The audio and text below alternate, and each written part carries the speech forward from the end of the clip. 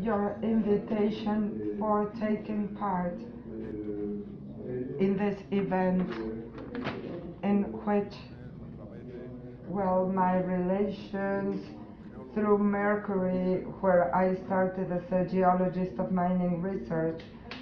So we have to accept that we have to, that professional development leads us to these places. We have to try to be as multidisciplinary as possible, and well, to start working in geochemistry of the mercury reservoirs, and we started working in the geochemistry of the soils that were affected by mining industry, from there the affectation to the atmosphere, to the effect on the vegetation. So this is something that the most important thing to be highlighted is to acknowledge, to know about the importance it has to work in different disciplines with different collaborators, and to find the points of leverage to develop a work that leads us to relevant conclusions. And as I say, that is the objective of my talk today, is to talk about mercury as a global pollutant. And I will be talking a little bit about what mercury is, where it comes from, and the part referred to atmospheric mercury, its nature, its speciation, the analytic determination of atmospheric mercury. Why the mercury is a global pollutant, and well, the commitments for the reduction of the presence of mercury in the atmosphere worldwide. And well, what is mercury? It's another chemical element from the periodic table of the elements. It's a transition metal. It's a trace element.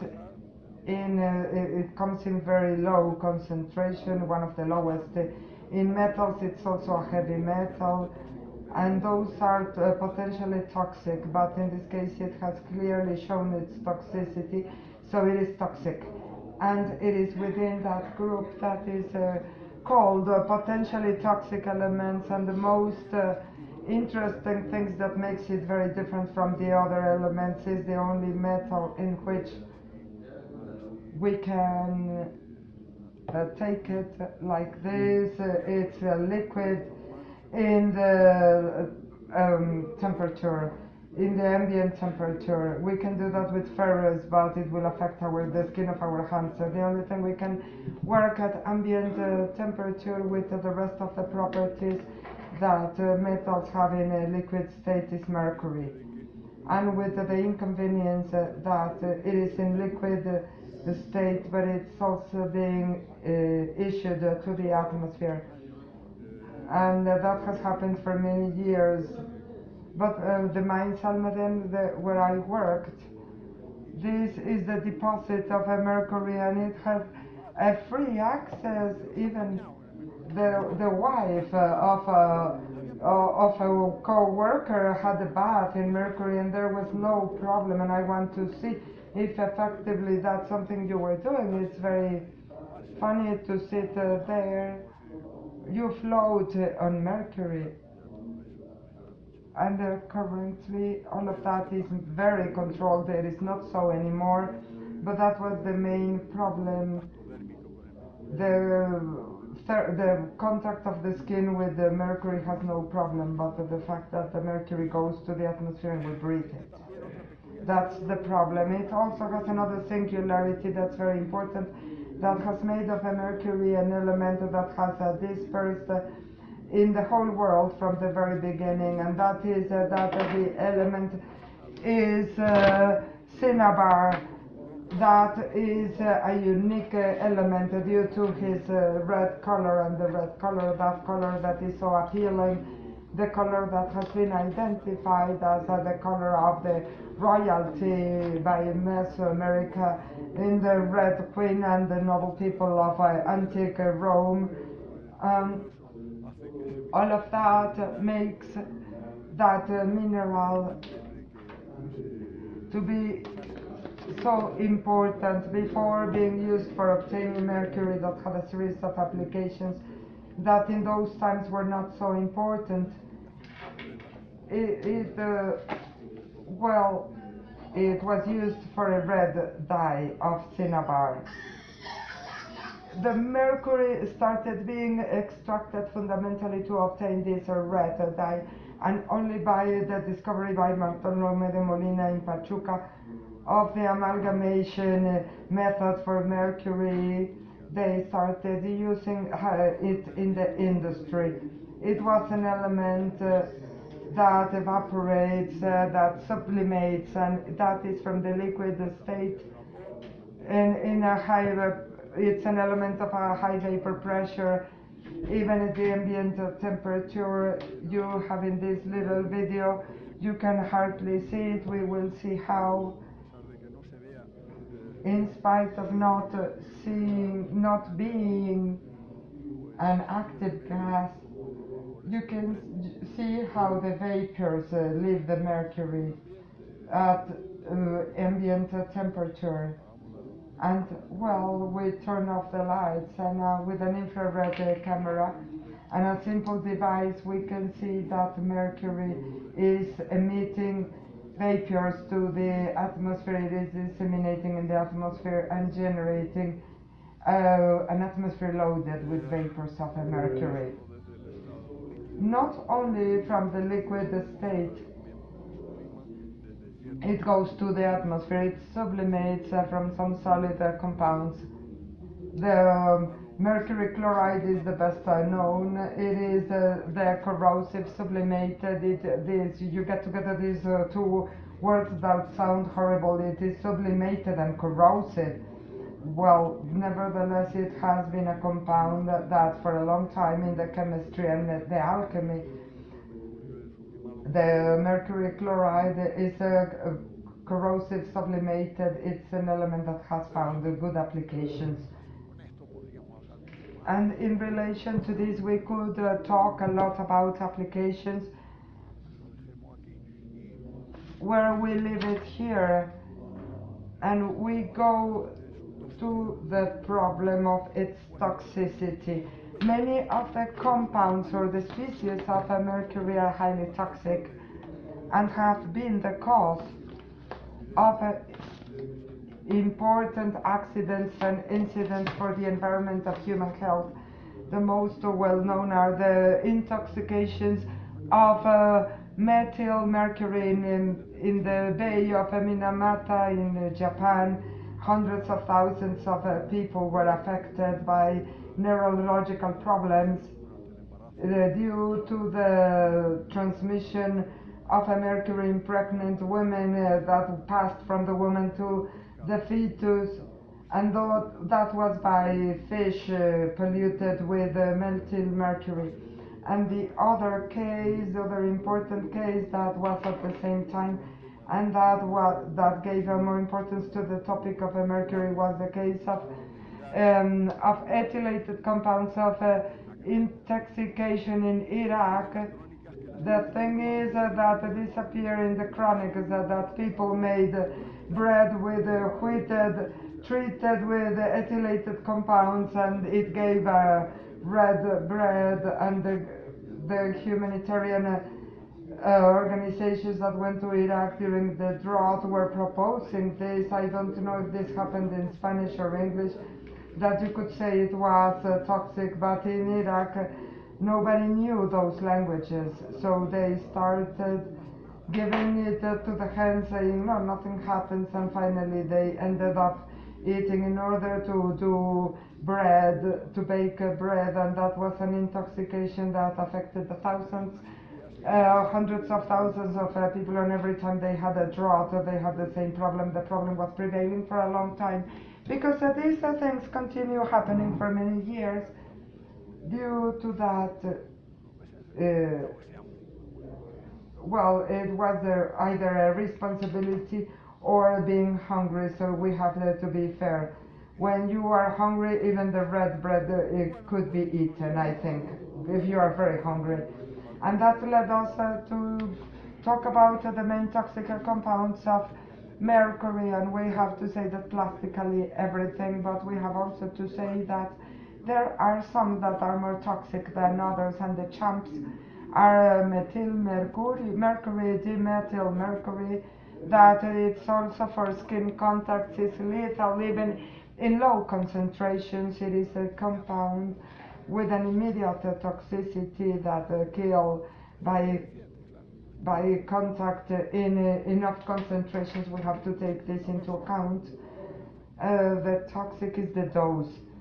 But even in low concentrations, methyl and dimethyl mercury are very, very toxic. And later we have a gaseous mercury. As I was telling you, it's toxic if you inhale it in a prolonged way in high concentrations. And well, where does it come from? What's the origin? You use mercury. Why? It is obtained, as I said before, through the mining of cinnabar, and the distribution of reservoirs is quite big in the world. The most important are the ones that are in the zone of Nevada, in the US, even though here in Querétaro, in the Sierra de San Joaquin, we have important deposits, also the Guantavelica in Peru, and the most important ones are the ones on the Mediterranean region, Almaden, where I come from in Spain, that's an important mine, Idria in Slovenia, Monte Amiata in the Toscana region of Italy, Assava in Algeria are the most important ones worldwide. There are many others. I cannot. I want to talk about the geology of the deposits of my place of Almaden. We have a simple inclinal with rocks that there there is a biocide that was created there, that is where you found in the linked stratus, but we also have some other typologies, but we will not be developing this topic. It comes in the Paleozoic sequence, where the Cenouric limit is where you find quartzite, but we have deposits that are epigenetic, that are distributed along the whole column up to the upper Devonian, south of Madrid, in Ciudad Real. Well, the San Joaquin well, 750 meters, and Pueblo 350. 2,000 years of a mining activity, 2,000 years. Since the times of the Romans, mercury mining was already important. Plinio mentions that mercury to carry out a red color that came from mercury, and well, mercury is obtained in the form of a mercury sulfide, and the process to obtain it is a thermal decomposition. And from the most primitive furnaces that I have seen, this is in the Monte Amiata in Toscana, very, very basic furnaces. You put the cinnabar here in these small furnaces, and here you could pick up the vapors of a mercury, and it got cold. And the metallurgy of a mercury, we can talk a lot, but of course these are industrial furnaces from the century 17, 18. Some were invented in Peru, others in Huancavelica or in Almaden, and up to recently. And these are rotation furnaces in Kabriakan in Kyrgyzstan, in Kardarkan in Kyrgyzstan. When we visited, it was active. The ones in Idria in Slovenia were very similar, were bigger, and these were already in this regrettable state. Most of European mines closed at the beginning of the 70s. And well,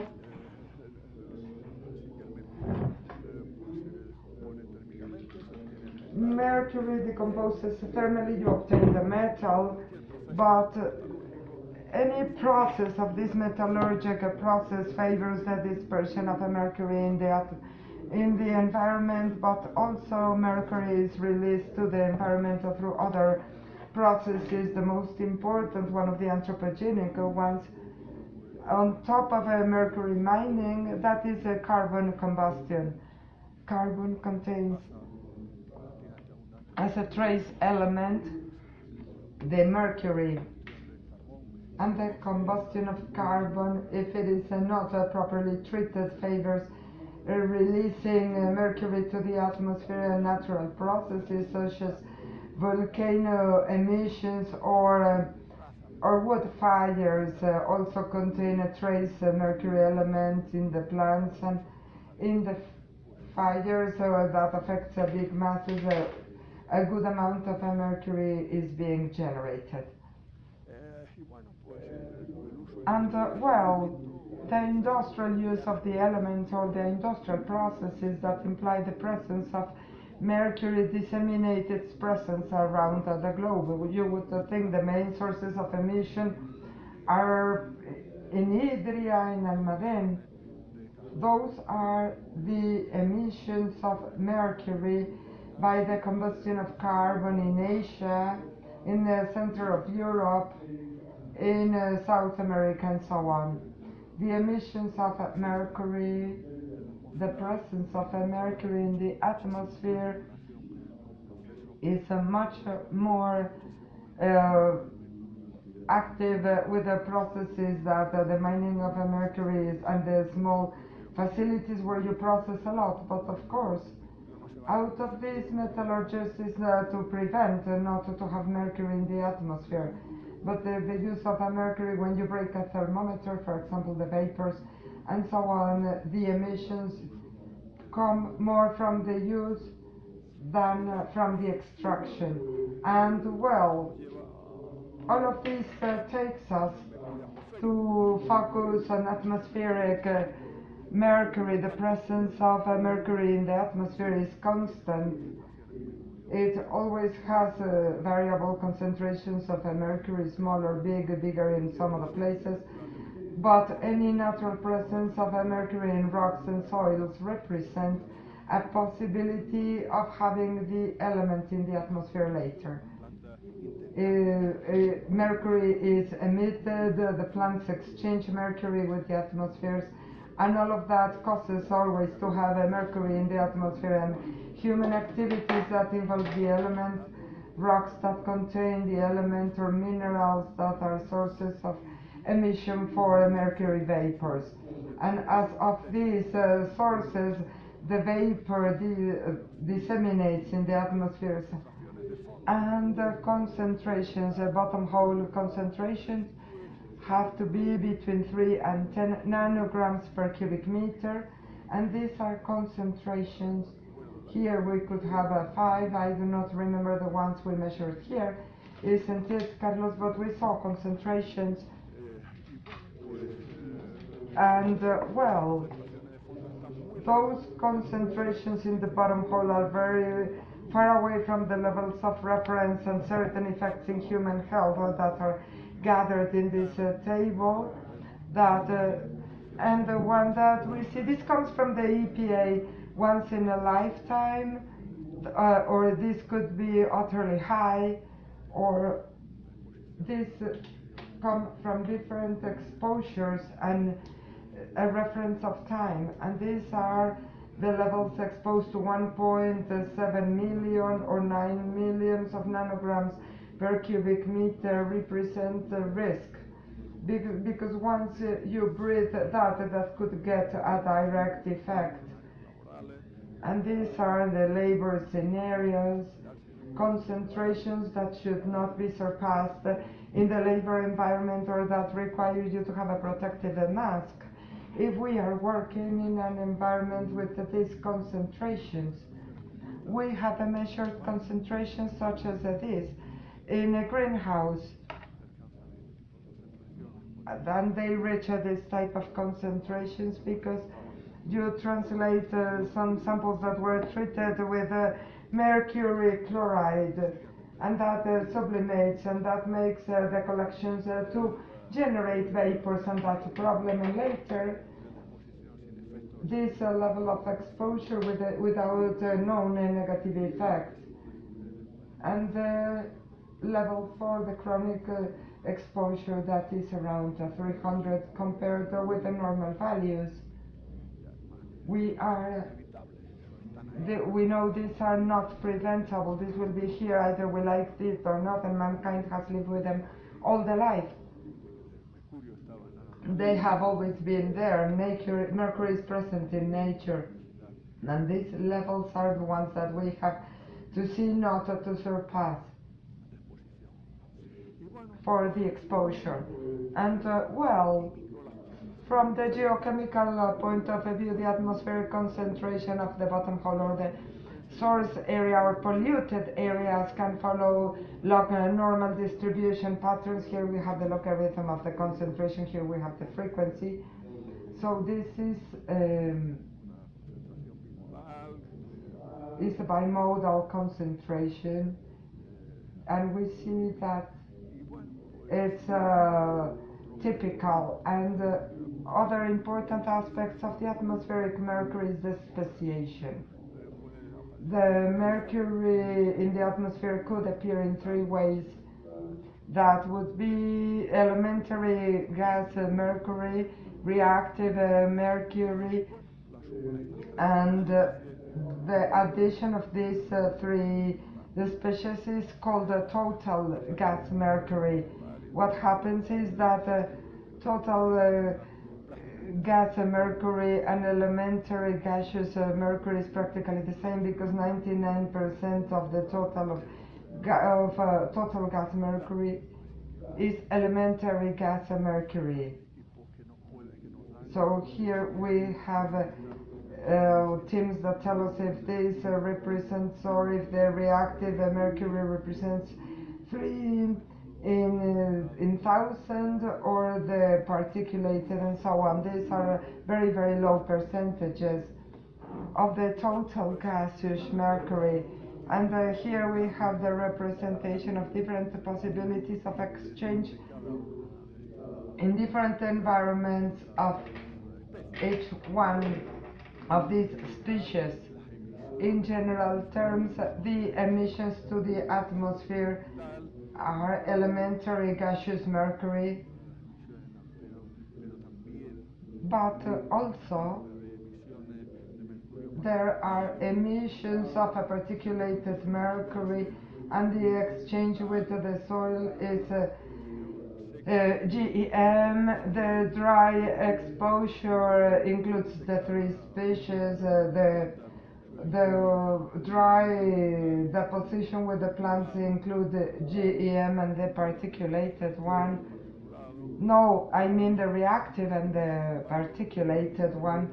Nevertheless, the elementary exchanges with the canopy of the vegetation, and the dry deposition not linked to plants also implies the three species.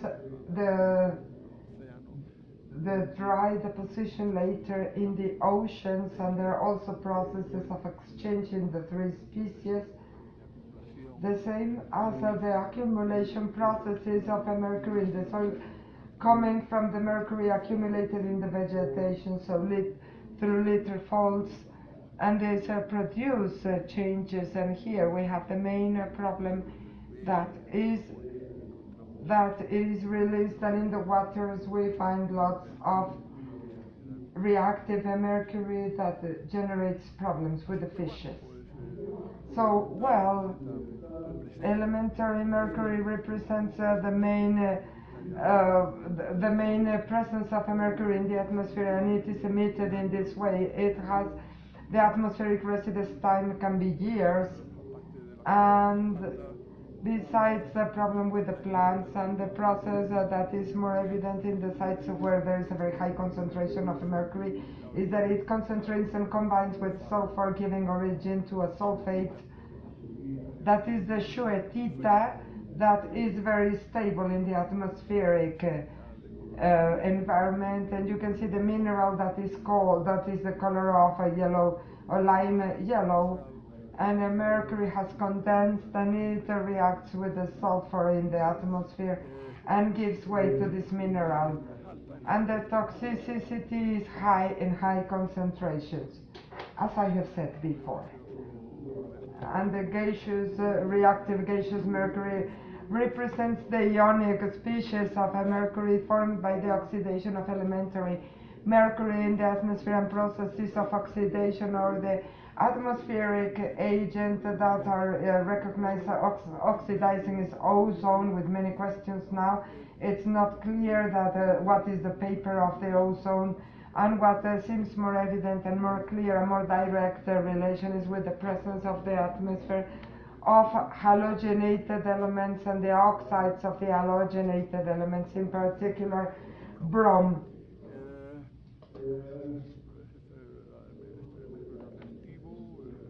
Reactive mercury, it's a very minoritarian presence, a few per thousand. The residence time in the atmosphere is low, and low and humid depositions for this species go to land means or water means. In certain land means it easily transforms into methyl mercury, and that is the main problem, and that is the most important thing here, that in some land environments the reactive mercury becomes into methyl mercury, and that represents a great risk for fishes. The particulated mercury, the mercury is adhere to the particle of dust, and the abundance depends on the suspended dust, with a more possibility and the abundance in the sources of particles that will go to the atmosphere.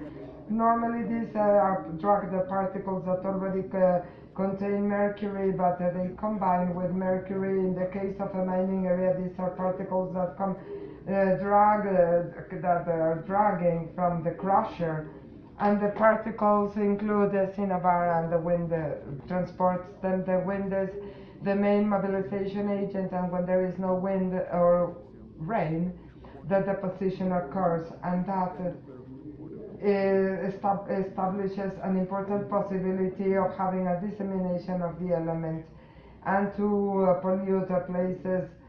Well,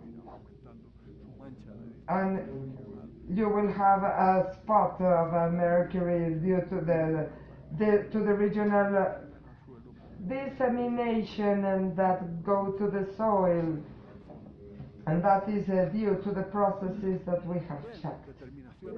Well, the analytic determination, the first part is the mercury in this solution is carried out by techniques based upon cold steam. The rest of the elements we have to use techniques that transform our atomic torch, and mercury that is not needed. What we need is cold vapor, because the mercury is reduced to elementary mercury with a reagent, and elementary mercury is not soluble, it is released by absorption or adsorption, and the atomic absorption is very proper for the ranges of ppms, milligrams per liter, and atomic fluorescence for ranges of ppts, nanograms in liter. And well, the atmospheric mercury, we carry out the analytic determination of atmospheric mercury. We do it taking flows of air or are directly analyzed in real time, or are previously concentrated in gold traps and then are thermally desorbed. And we have the analysis of the flows of airs, or the mercury that remains has been useful, and that is been made by atomic fluorescence. And the Lumex RA915 is the paradigm of the first type of equipment, and the Techran 2537 is the paradigm of the second type. That is a determination coming from the trapped mercury, and it presents the great advantage that this can be that can certify the measured values, and that is more problematic in the Lumex. But it's true that we have our equipment in Almadena, and we have done a comparison and a sample, and we know that these are compatible, but with this one, with the Tecran, it's easier to convince somebody that we have certainty in our results. Well, so this is the Lumex RA915, carries out a determination through atomic absorption with the Zeeman effect measurement that is continuing. It can carry out continuous measurements every second or according to the interval that we fix. The total mercury or elementary gaseous mercury, but according to my experience, this measures total mercury. But there is very little difference that when we talk about this, it becomes very unimportant. And this few per thousand of the value that the equipment can quantify. Total mercury or elementary mercury, but for some things it is important. It has a range of measures that's very wide equipment that change between 2 to 50,000 nanograms per cubic meter. We have equipment for high concentrations that have much higher ranges.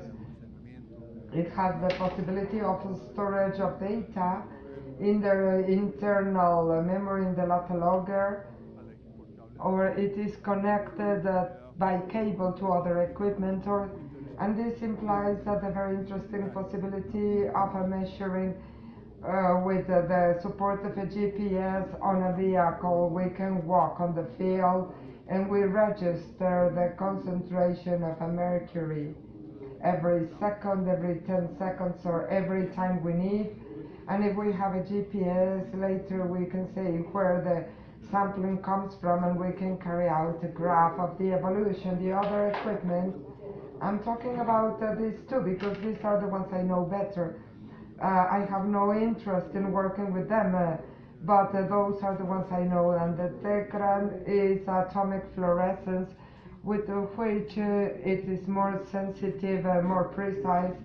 And first it captures in a golden trap the gaseous mercury, the elementary mercury. It requires a waiting time of 15 minutes, and then the concentration range can be adjustable according to the need of each area, and it should be installed in a fixed area with a computer that can store the data. And it also allows the determination of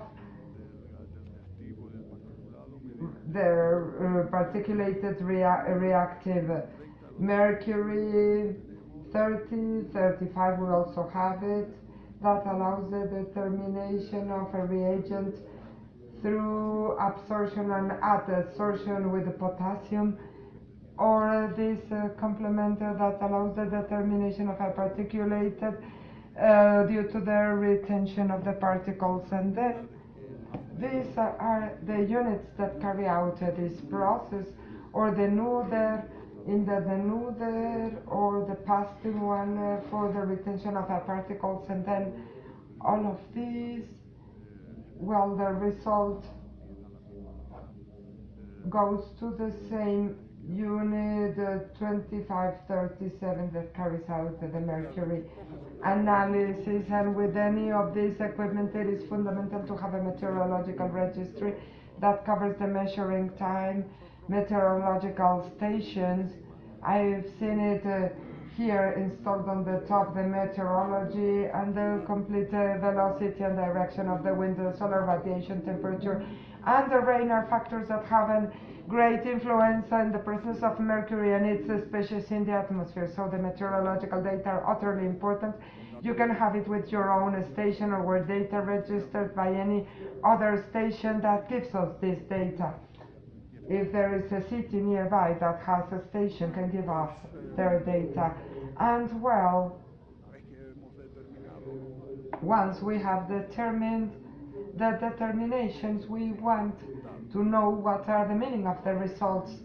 I've said it before that these are values that present the distributions of mercury in air with inflections that separate the bottom line population and the anomalous populations. And we have an example. We see a model but with this distribution in the tail, in which we see that as starting in 100 we get to this small threshold. There is a mistake. This should be the anti-logarithm of 2,4, but it would be another threshold here, and a 3 and 100,000, and there would be another threshold that would be separating the bottom line populations from the anomalous population, and that will give us this knowledge. And this is simply the way we treat the gross data. It does not give us much information, but just what a type of a population. But later, the variations in time are very important, and here we see variations that are daily variations during a longer period of time. And here we see one zone of this in the detail, and we have the contrary from what we could have expected. The concentrations are greater at night, in spite of the fact that mercury has as a main mobilizing agent high temperature and solar radiation.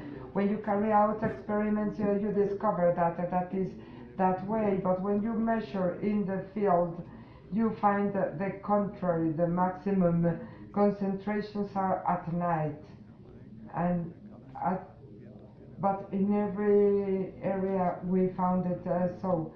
But when winds start at night, favor that the concentrations of mercury reach values of 400 of the bottom line tracers. This is data from Almadena. I was talking about bottom line values, and this is around 20, 25 and so. These variations are important and interesting and show us an evolution that later are seasonal and depend on the things that you do. And these graphs are very interesting, and they evidence the variations that you have on the concentration. And these are maps of the geographical distribution and the measured values. And this is a tour. I don't remember if that happened in Asturias in Spain or where, but we see that the highest values are in this area. But all of this is a tour by car, and the colors indicate the concentration of mercury measured in each point. And here we have some values that are higher, and here practically we have nothing. So this is a map that helps us understand that the source of mercury that we are investigating is very centered around here. There is this anomaly that we have to look what is the cause, and we can also extrapolate or interpolate through the programs of data management, and we can interpret that in function of isoline maps and so on.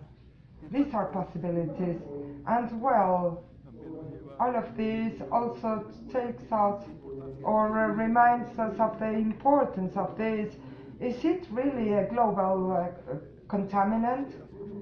It is considered so because it is so easy to disperse globally. What I said, it is emitted here, but tomorrow, or as of that moment, it is participating in the atmospheric cycle, and it ends up in places where they do not expect the presence of a mercury. The vapor of a mercury distributes, participating in cycle. The wet and dry deposition bring it back to land, and it goes to water easily. And water mercury is bioconcentrated in the fish.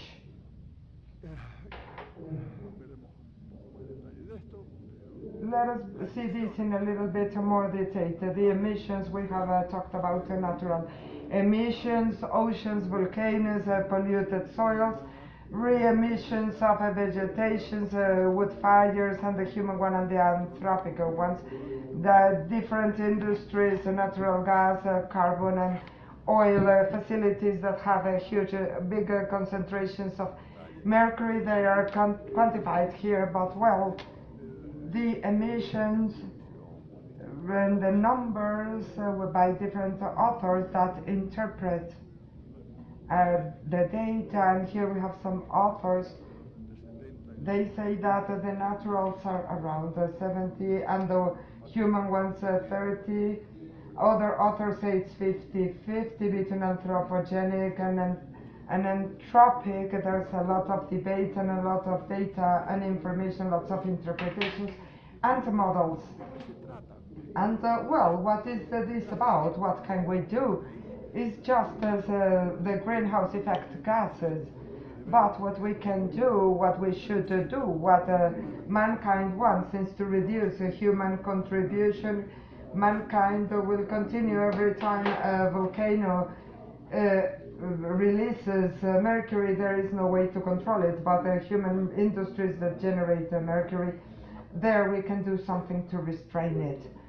But, well, all of this has its consequences in the global dispersion. These are models coming from emission data on the atmospheric cycle and different interpretations of the presence of mercury in the atmosphere. And in even greater detail, because these are means or model, these are episodes or interpretation of episodes of dispersion of mercury to the atmosphere in different scenarios. And well, all of this could be very interesting, very beautiful, but it otherwise it would have a more importance due to the formation of reactive mercury that in elementary state does not generate any problem unless you are at the side of a broken thermometer or a mercury vessel of a mining facility, but it almost never surpasses 200. But the problem is that the formation of reactive mercury, and as I say, fundamentally coming from reactions that imply the presence of a brome, and then the deposition and exchange between the atmosphere and water, and also the inclusion of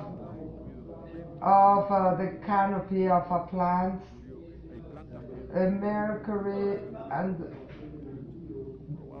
from mercury it is proven in the plant it is very, very low, but in the atmospheric one, that exchange is very important, the exchange of mercury between the atmosphere and the plants, and this is very high, this is very important, and some of the food, as we will see, have high concentrations. And the more serious problem is the methylation, the physical, biological process that transform inorganic mercury, especially Hg2 present in the sedimentation of the soil, and makes it into methyl mercury. This mercury 2 present in the sediments come from dry or wet deposition, and well, there are processes in the detail, but this generates methyl mercury that is a complex compound. It's a complex ion that comes from the water flooded areas, and it is made as of reactive mercury and forms waters that go to the water cycle and then go to the food chain from the concentrations in water that is very low for the concentration in the phytoplankton. These are bigger in the zooplankton, they are greater in the fish, and the concentrations get higher in fish such as the bonito, corvalla, merluza. The concentrations start going up, but still are not that high.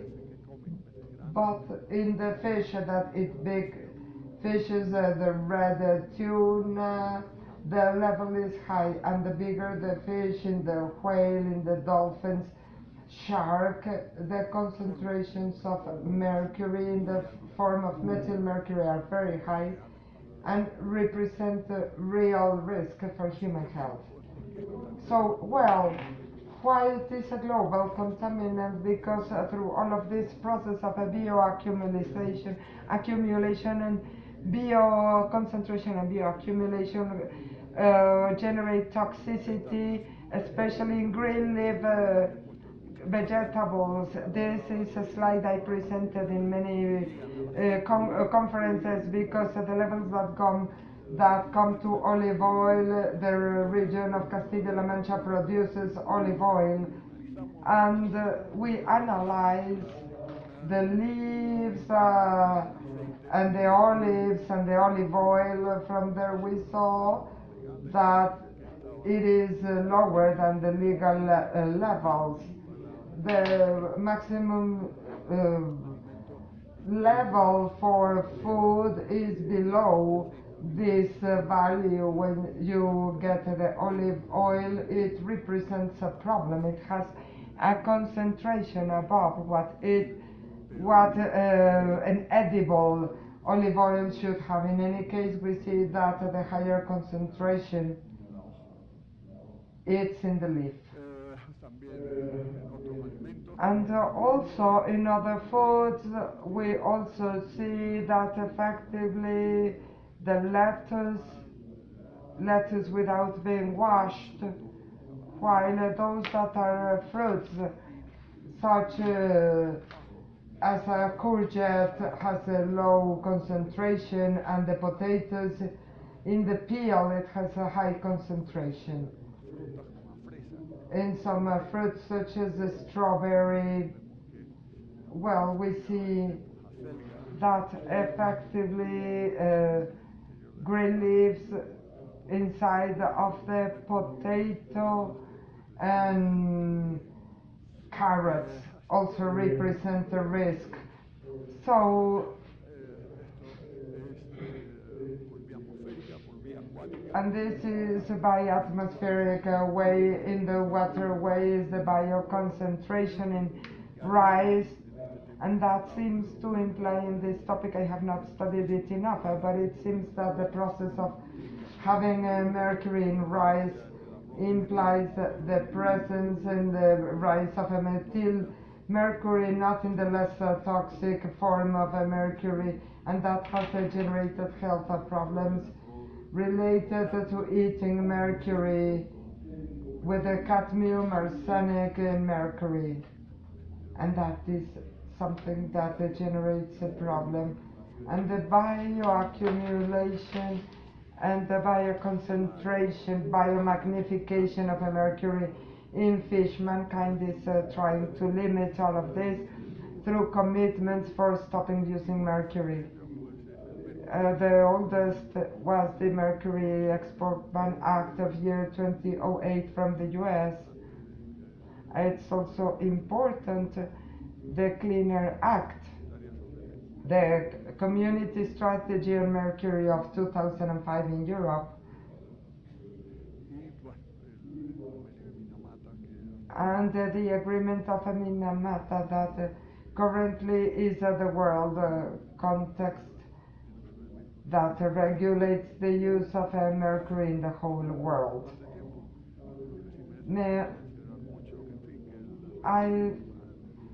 The Mercury Export Ban Act prohibited federal agents to transport, sell, or distribute mercury, prohibited exporting mercury, and the designation of facilities for the handling and storage in the long run of a metallic mercury.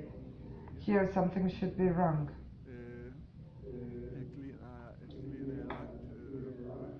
The Clean Air Act regulates 188 toxics in the air, and mercury is one of the most important ones, and asks the US EPA to establish standards based on technology in order to fulfill rules of emission, and the community strategy of mercury assumed 20 measures for reducing the release of mercury to the environment, to reducing emissions, to manage the amount of mercury, to prevent the exposure of the population, and to promote international initiatives in this topic. That's something important in Europe, and currently the Minamata Agreement, it is an international agreement adopted in a conference in 2013 in Kumamoto, Japan, in the prefecture where Minamata exists in the southeast of Japan, and it took effect in August 2017, and its objective is to protect human health and the environment. And at March 1st of 2019, there are 105 countries that have ratified it. It's something that's there in any country in any time. Could be asked to ratify this agreement, with which we are fostering this acting to control, restrict, or eliminate the trade and the uses of mercury, to control, restrict, or reduce the use in the gold industry. That is very important, to control, restrict, or suppress releases to the atmosphere, to water, to make responsible use of the residues, and technical assistance and technology, and exchange of information on topics of mercury. And that would affect the scientists very much, to those who work on this topic, that we want to do a creation of this center for managing the mercury, and also a financial tool that would contribute to the needs of the countries.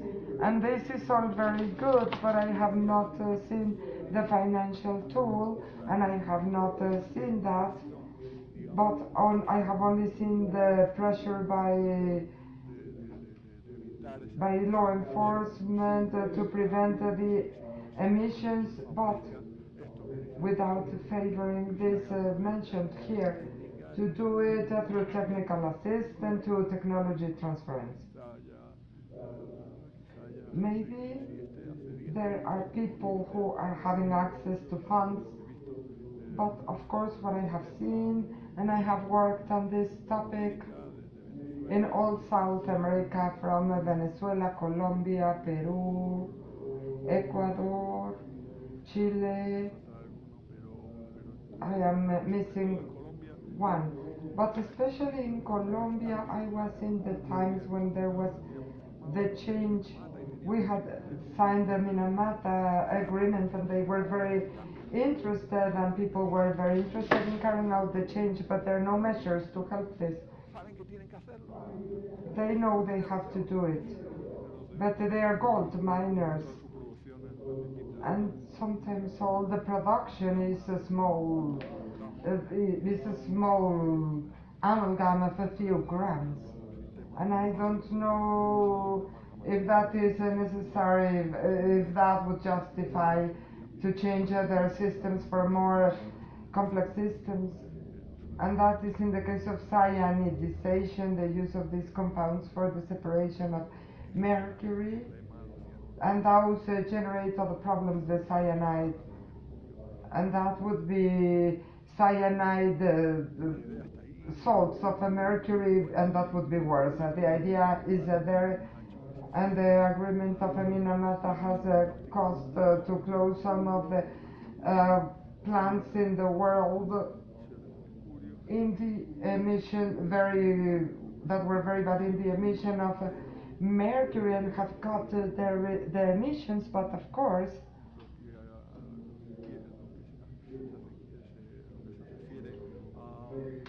what refers to really look for a cooperation between the industry and science to improve those conditions and to have financial tools. I have not seen any of those. So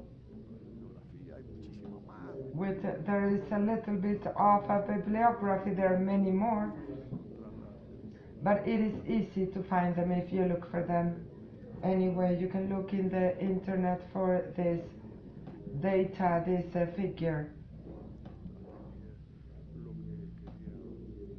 And up to here is what I wanted to tell you about mercury as a global contaminant.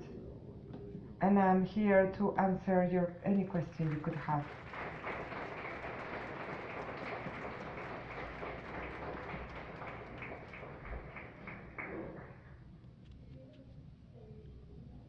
If you have any question for Dr. Higueras.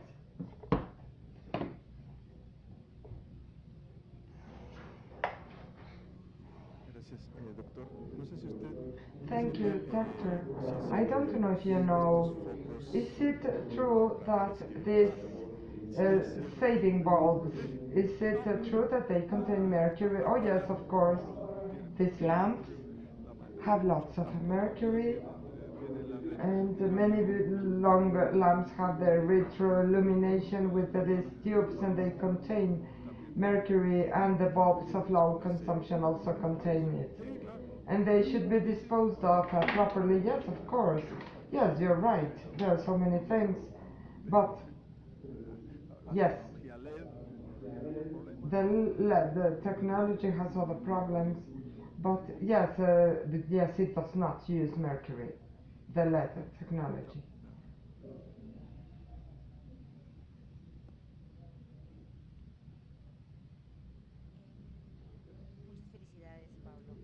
Congratulations, Pablo.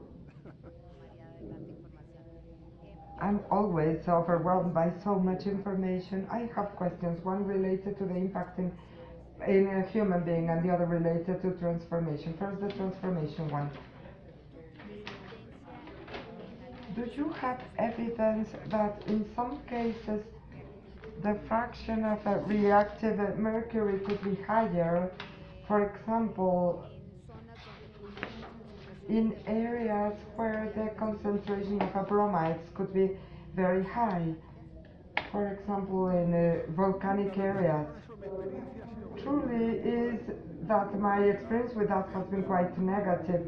Even if I said before, with the tech run I have no commercial interest, and that gives me the freedom to say that my experience with the tech run has been terrible in that sense. The analyzer of gaseous mercury, reactive one, we got some data, we wanted to publish them, we tried to have the support of Tekran because they couldn't believe. And we talk a lot about that. If the retention of potassium chloride with the new there, if that is really, and Tekran should have been very interested in helping us to publish that work, but that work was never published because we did not have Tekran support to say that those data. It's true that we didn't know related to what, because there were levels that were higher in some areas than in others, and we carried out our interpretation. But truly, I have set the equipment there, we have them there, but in a warehouse. because it's very bad, but I have to say it. These are the only ones that offer that possibility, and there are publications, but we were not able, but it was a lack of support from them. So we could consider, in the case of the measurements that we have from the Popocatépetl, that the GM is the total. Yes, you can. Everything that is not that, well, you need, before going to them, to make sure that the technique we are applying is really working, because later you send it and people already know that Tecran gives you some numbers. So we can have in the article personal recommendation of a Pablo Higueras. I don't know if, well, I have not said anything. Have anybody heard? Yes? What? Well, the other one is related to the species impact. We have data of hair and blood of children in San Luis Potosí, where the cedral pollution, I made it evident with you when I started learning about this, is high, and we have data of hair of people who consume fish. I am also included in the statistic. I also eat fish, and people who don't. In the children of Cedral, we have the values. The recommended values are up to 5 ppbs in blood, and we have children with 76. But, I have the but. The same children have 23 ppbs in the hair, and here we have 2000. 23 ppb, very low. But we ask the children, no, you don't have amalgams made by the test, by the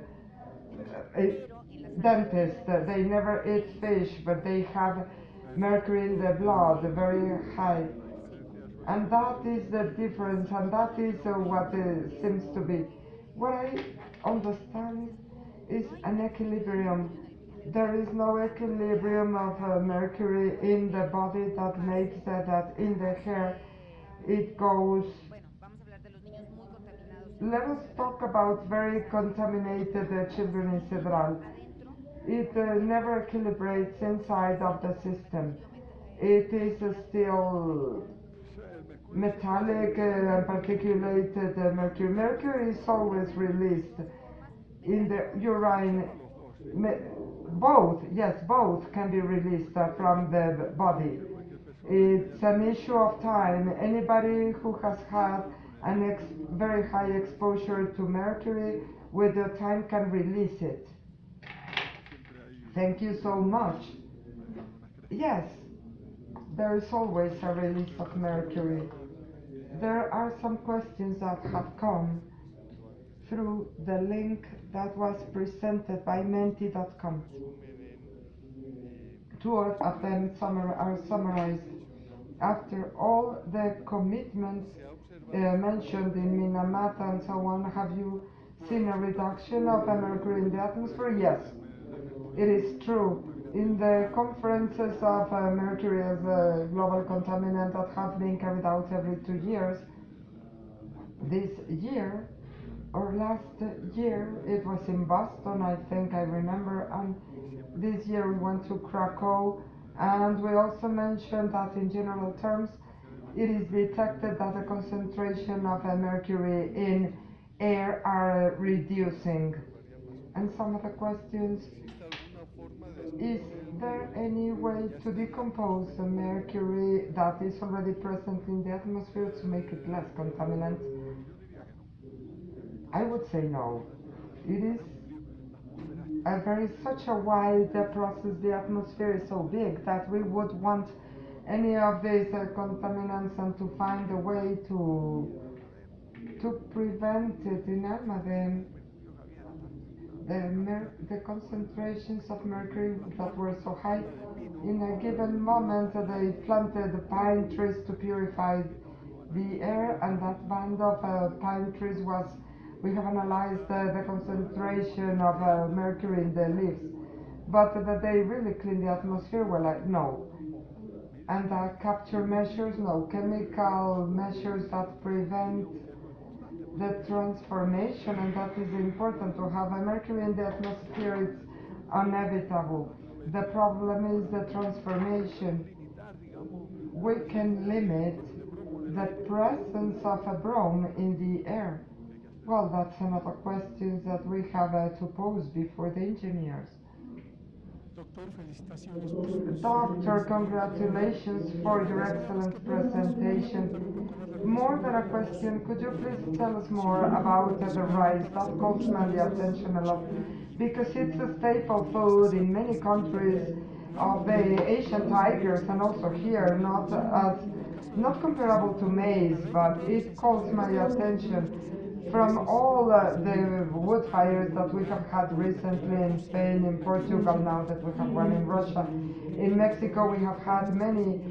What is the impact of that in the concentrations of mercury? Congratulations, doctor. Well, the rise is a topic I do not know deeply. I have read about it, but in Spain we have a, well, it's not so important in our region, but I don't know the presence of mercury in the water in a plant that lives in an environment that is so watery. It would be one of the few cases where there is a transference through the roots to the grain, and that transference in most cases that we know, that happens in the wheat, in the maize. I know that through a work that we are carrying out here in Querétaro with Dr. Silva. All of that is the transference to the grain in general, and it's very low. So what makes rice that in an environment where all the nutrients are in the water, the plant is able to include it, and besides to methylate it, that it contains its own merit, because normally the living mechanisms, bacteria and the phytochemistry in the river banks normally do not have that capacity. But in a conference I heard some communication relating the water tube, that it doesn't have anything to do with the water tubes. We know that is a floating plant, and that is consumed in the southeast of Asia. I would take it. They were saying that that spinach was able to methylate inorganic mercury present in the water, and the plant is able to transfer and accumulate mercury and to methylate it. Plants that live in an environment that is so different from the typically land environment, and this need a physiological, important physiological study. The second question, that is forest fires that also represent an emission of mercury to the atmosphere. Due to that, the mercury present in the atmosphere little by little is included by the plants, and every time there is a forest fire, there is an emission of mercury to the atmosphere, and that is unavoidable, the same as what happens with the volcano. There are volcanoes that issue lots of mercury, and some of the ones that issue a lot cannot be clogged. And what we've seen in the plants and the great forestry masses and our temporary warehouse of mercury that partly goes to the soil through the litter folk, or it is taken directly to the atmosphere, or through a fire. And those are processes that cannot be avoided. Hello, good afternoon. I have a question. I don't want to be rude, but is it worth it that in Mexico, I know you said it's a global problem, but is it worth it that we worry about that being that the that China, India, and the US are the ones who are releasing mercury. That is a question that you are entitled to. In Mexico, in Spain, and in Colombia. In Spain, we only have had the sin of producing a third of all the mercury in the world. Well, there's a small peccata minuta, but emissions to the atmosphere is we have contributed with the broken thermometers and barometers. Evidently, Spain has, well, Mexico, well, you see, Colombia. It, such as what? People have to live extracting mercury. Why? Well, I don't know. We have to make a living. Your question is very good. And I have the same question towards myself. Is it worthy to do all of this? And it comes from something that was an absolute lie. When the problem in Minamata was detected, the company that was there investing in mercury, it was a chemical company saying that they were dumping inorganic mercury in the water, and that well, finally it became a methyl mercury, and that was in the 50s. In the 80s, when that I was a geologist, I was seeing that there the mercury had been for 2,000 years there with concentrations in the soil and in the water that it was years light to have such an accumulation, and we could not nothing happened to us. We were not dying, and our women did not have the problems as in Minamata. But this is very stupid, because it was shown that the chemical company Chiso, the name, had been dumping methyl mercury in the sea. That was the truth. The truth was established legally by a judge in year 2008, 2007. All of that has provoked that we have to disentangle how all of those processes, and the scientists there were rubbing our hands. Now, very interesting problem, how inorganic mercury transformed in methyl mercury. That's true. But the scientists deliver from solving these problems that sometimes are real problems, and sometimes they're not real. I'm very sincere, because that's the way it is. That's true. Mexico has to obey the Minamata Agreement, and has to minimize the concentration and somehow to limit the mining of mercury. And there are things. Well, I've been in some meetings here and in Venezuela. Oh no, I was in Colombia. I was there with the militaries, with the bombing and destruction of the graders that are the vehicles that provoke environmental damage. In each country you have things to do, and what's true is that we have to worry. And our concern is to get a good pay for our work, and to have a good wife, and well, I make a joke of that. But I understand your question, I assume it, and I know the problems of the world. Each one has a solution. And, well, what do? We try to limit greenhouse effect gases. We are trying to do it. And it seems that we are being successful, and we have policies to follow. There are countries that are fighting a lot, but have no funds. Well, I don't know. Thank you so much, Doctor. I would have my own opinion that the global problems, we should always pay attention to them, independently if we are to blame or not. This is a problem that will affect us all. The only thing I wanted to ask, the problem of mercury in human health is due to accumulation for many years, and then you have the health problem, or does that happen immediately? It depends on the doses and the concentrations. And the concentrations, I had said that there are levels. In Chile, for example, they told me, engineers told me about two people who had died due to a mercury intoxication carrying out the schemes of a mercury, and I've seen people done that. I've been inside of those houses. Those are done by the small mercury miners.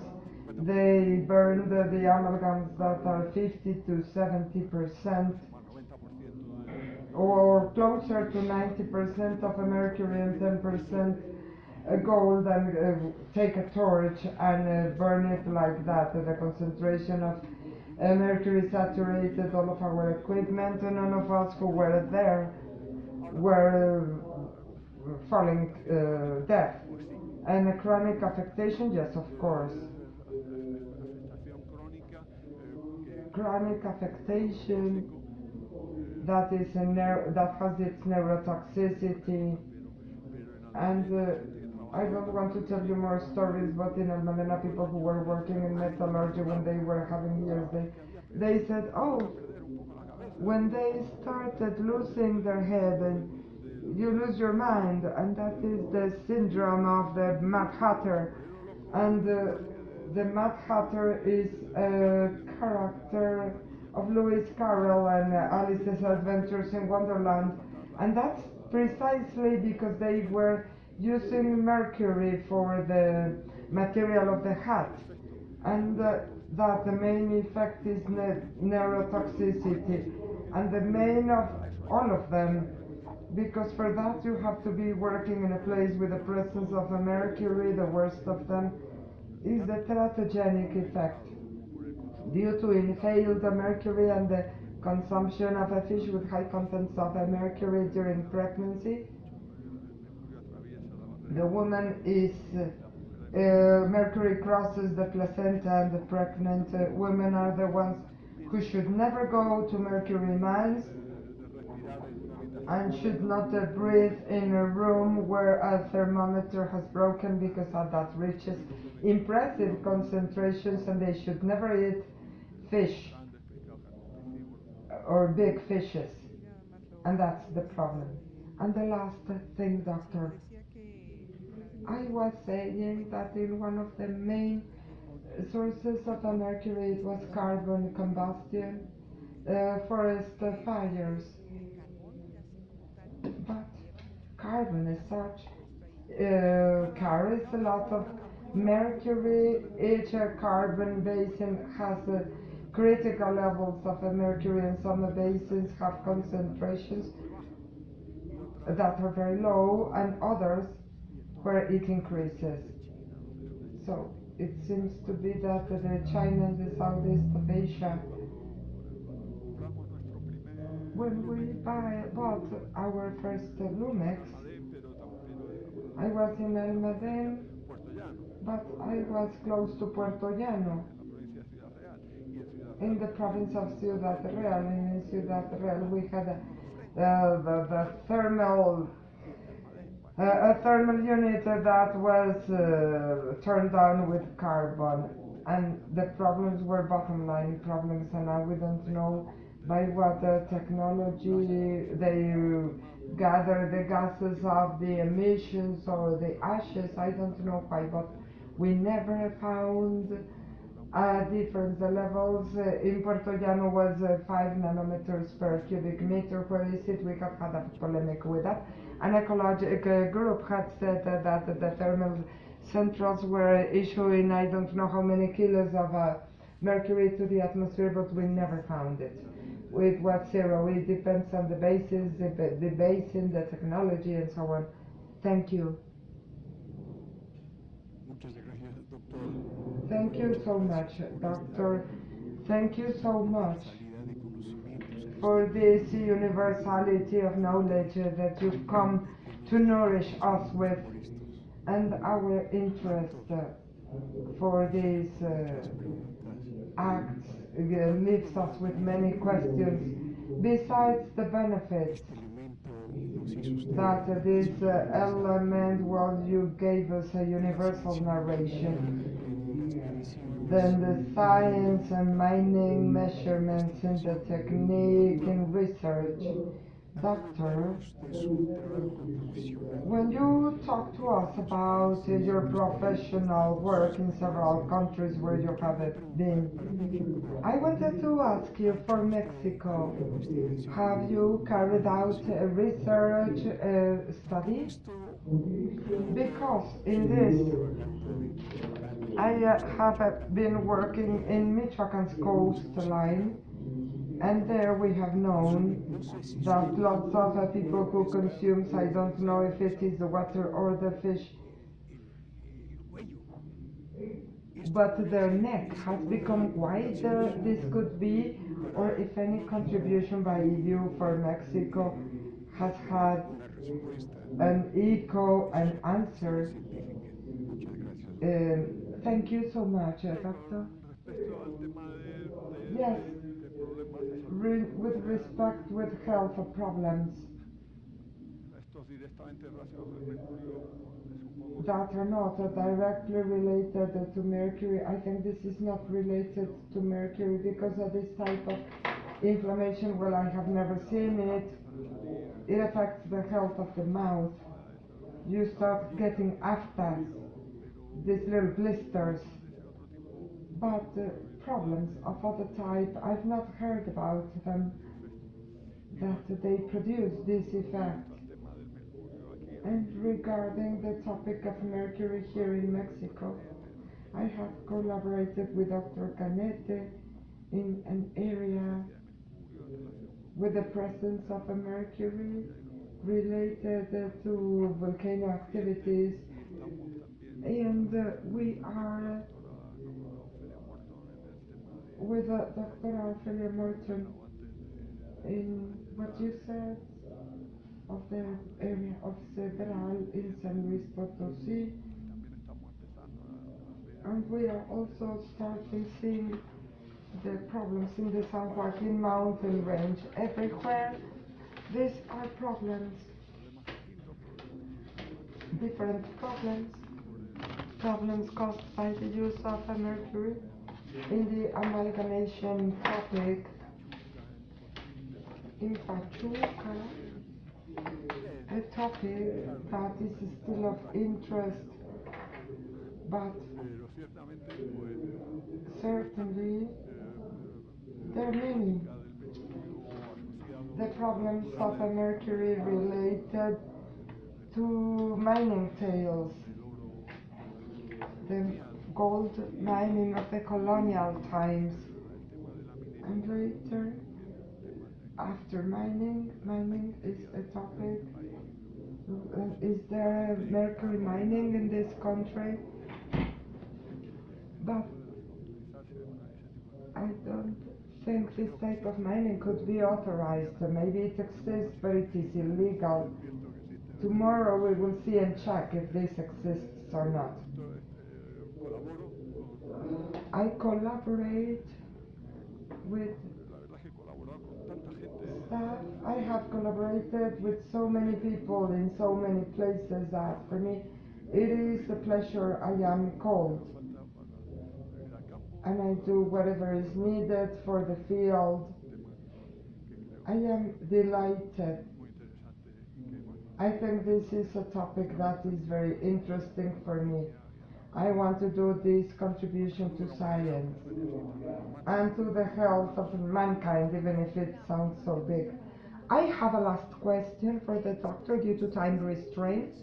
We have carried out different works here related to mercury, but in particular an interesting one related to ray versus radon in interiors and in exteriors. Do you have additional information? Why do you relate so much when there is radon presence, there is mercury presence? Because we have found this in Mexico is a country with a huge amount of seismic faults, and we started measuring atmospheric mercury with the lumix, but also with radon, and we found that similarity between one and the other and a ratio between them. Do you know why?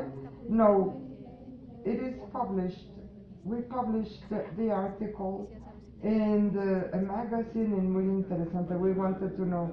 In Spain, the topic of radon is more linked to the abundance of granitic rocks of a potassium, and in the basements of destroyed housing granitic areas we found high levels of radon. But we have not found this relation. Thank you, Pablo. We thank you. This was very interesting. Thank you, Pablo.